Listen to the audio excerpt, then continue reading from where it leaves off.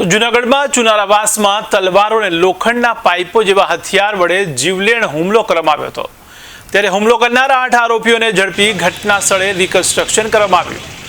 ત્યારે પોલીસે આરોપીઓની ગણતરીની કલાકોમાં ઝડપી પાડ્યા હતા। ત્યારે ફરિયાદી સાગર બારૈયા અને અન્ય લોકો પર જાનથી મારી નાખવા આરોપીઓએ તલવારો અને લોખંડની પાઇપો તથા ધોકા વડે જીવલેણ હુમલો કર્યો હતો।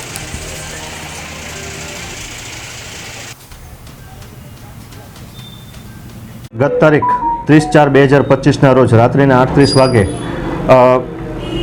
बी डिविजन पोलीस स्टेशन अंदर सागरभाई महेशभाई बारैया नाओए फरियाद आपी थी, जेमां BNS कलम 109 जूनी कलम IPC 307 मुजबनो बनाव चुनारावास में बनाव बनेल हतो। जेमां अमे बनाववाળી जग्याए पर तात्कालिक पहुंची अमे 8 आरोपीने तात्कालिक हस्तगत करेल हता। जेमां धर्मेश उर्फे टीकुड़ी, रोहित सोलंकी, भनु सोलंकी, अजय सोलंकी, उत्तम सोलंकी, ऋतिक सोलंकी ने कानाभाई भनुभाई सोलंकी तथा किशन सोलंकी ने आरोपी पकड़्या हता।